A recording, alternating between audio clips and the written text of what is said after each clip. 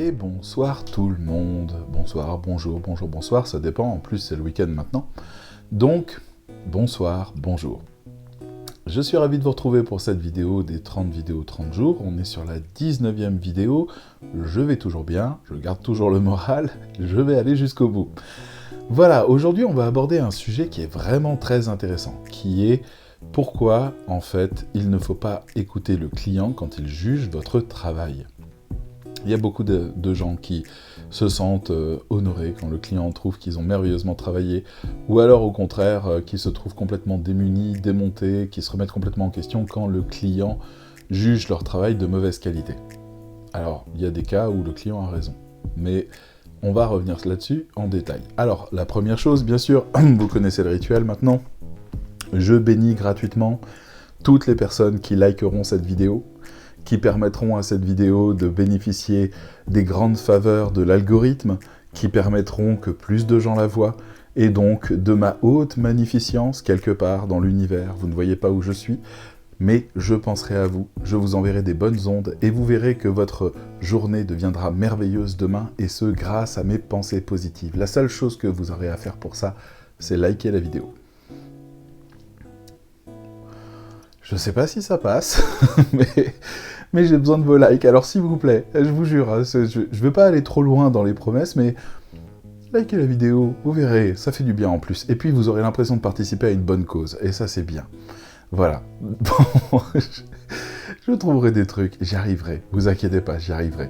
Merci de me soutenir en tout cas, merci pour tous les likes des vidéos précédentes, merci aussi aux gens qui vont de vidéo précédente en vidéo précédente pour liker toutes les vidéos. Il y a quelques personnes qui ont fait ça fait que j'ai des tonnes de notifications d'un coup et ça me fait tellement plaisir parce que oui, ça aide, les anciennes vidéos aussi sont mises en avant grâce à ça et voilà, merci, vous comptez vraiment quand vous likez. Fin de la parenthèse, on attaque le sujet.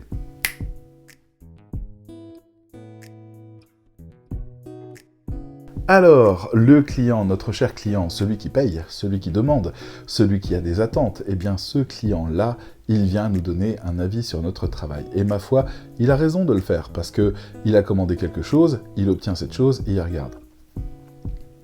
J'imagine que certains clients retournent dans les concessions automobiles après avoir acheté une voiture pour faire des commentaires sur la sellerie, sur l'endroit où est placé le boîtier de vitesse, sur l'ergonomie générale, sur la qualité du moteur. C'est certain, il doit y avoir des gens qui vont faire ça. Même chose, des gens qui retournent à la boulangerie pour faire des commentaires sur le pain, la manière dont il a été fabriqué, est-ce que ce pain est vraiment bon ou pas, je sais pas. Il y a même des gens qui écrivent à des auteurs pour leur dire que leur livre était moins bien que celui d'avant et que donc ils ne sont pas satisfaits. Ma foi, ce sont des clients, ce sont des consommateurs. Maintenant, nous, en tant que rédacteur web, on ne travaille pas pour le client. On travaille pour ses clients. Et le problème, c'est que le client est déjà très mal placé pour juger s'il n'a pas ce recul suffisant de se rendre compte que, eh bien, on parle pour quelqu'un d'autre. On parle en son nom à quelqu'un d'autre.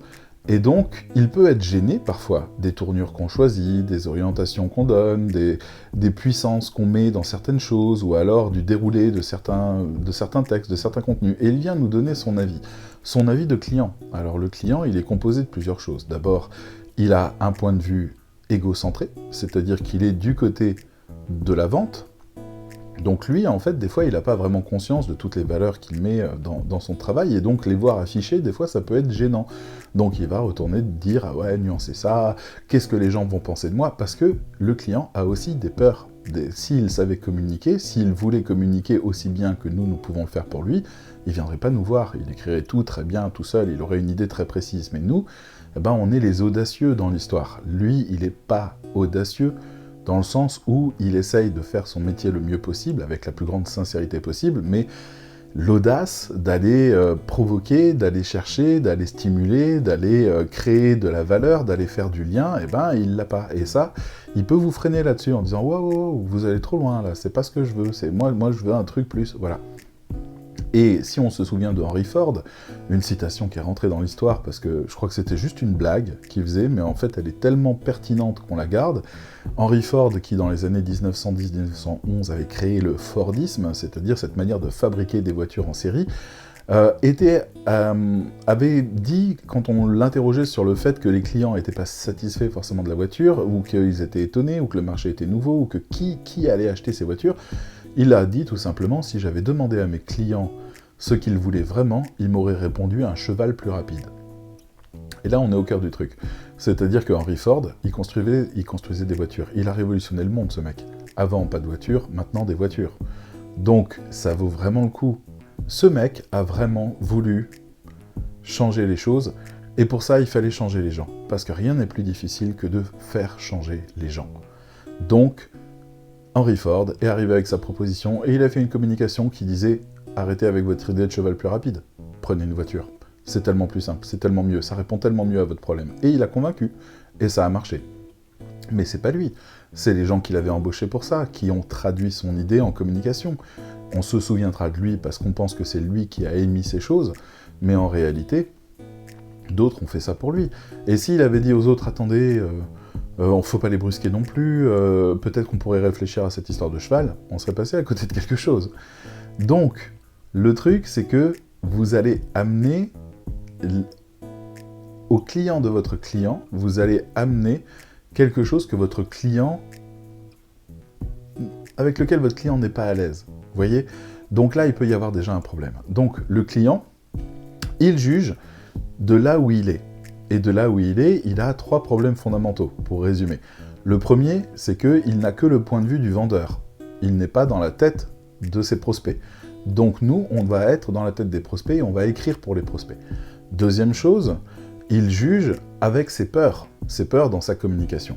Et la troisième chose qui est la pire, et qui est la pire de toutes, et c'est là où il ne faut surtout pas écouter, il n'y connaît rien dans notre métier. Il ne sait pas ce qu'est un bon texte ou un mauvais texte. Et si vous écoutez ce client, et si vous vous sentez blessé par ce que ce client a dit, si vous vous remettez en question parce que ce client a jugé votre texte, eh bien laissez-moi vous dire que vous n'en savez pas plus que lui sur ce qui fait un bon texte. Un bon texte, il est argumentable, on sait exactement pourquoi il est bon, il fait partie d'une stratégie, on sait expliquer cette stratégie, on sait dire en quoi ce texte va avoir une mission précise dans tout un déroulé qui va amener à la vente ou amener à l'objectif de conversion. On est capable de faire ça, c'est notre métier. On est rédacteur web, on écrit, on communique au nom du client. Le client, s'il ne comprend pas ça, parce qu'il est client, mais il est surtout consommateur, il se tape à longueur de temps des articles de ce type-là qu'il lit ailleurs. Lui, il ne sait pas ce qui fait la magie d'un texte, qui fait qu'un texte fonctionne ou qu'un texte ne fonctionne pas. Combien de fois vous avez entendu des clients vous faire des remarques sur des choses qui vous semblent tellement évidentes à vous ? Et pour lui, eh ben non, ça va pas, c'est pas bien, c'est pas ce qu'il faut, c'est pas ce que je voulais, c'est pas machin. Faites ce que votre client demande très précisément et il ne s'en sortira jamais. Tout simplement. Il fait appel à des experts. Là-dessus, on peut citer Steve Jobs. On ne fait pas venir les meilleurs du monde pour leur dire quoi faire. On fait venir les meilleurs du monde pour qu'ils nous disent, eux, ce qu'il faut qu'on fasse. Donc, positionnez-vous en tant que conseiller, en tant que consultant, en tant que rédacteur, en tant que conseiller en communication, et expliquez à votre client, faites de la pédagogie, expliquez à votre client pourquoi votre texte est bon. Quelle est la raison pour laquelle votre texte est bon ? C'est tout simple, mais à partir du moment où votre client refuse d'entendre ça et vous propose de faire quelque chose que vous estimez vraiment négatif pour lui, prévenez-le.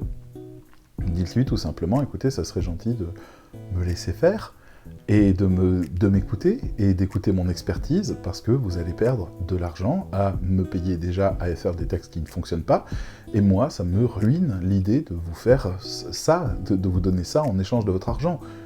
Je veux dire, donnez-moi une chance de faire quelque chose qui marche pour vous.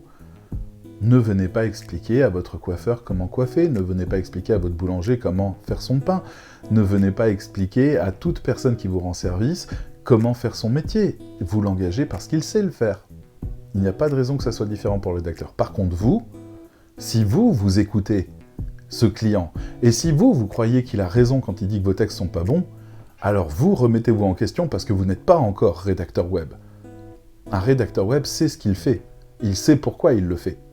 Je vous le dis très sincèrement. Je ne veux pas vous embêter trop, je ne veux pas vous ruiner, mais formez-vous, apprenez, documentez-vous, devenez professionnel. Et n'écoutez pas votre client. Il ne sait pas vous juger. Oh, je pourrais finir là-dessus. Mais non, je vais vous rappeler de liker, likez s'il vous plaît, likez, j'en ai besoin. Si, sérieusement.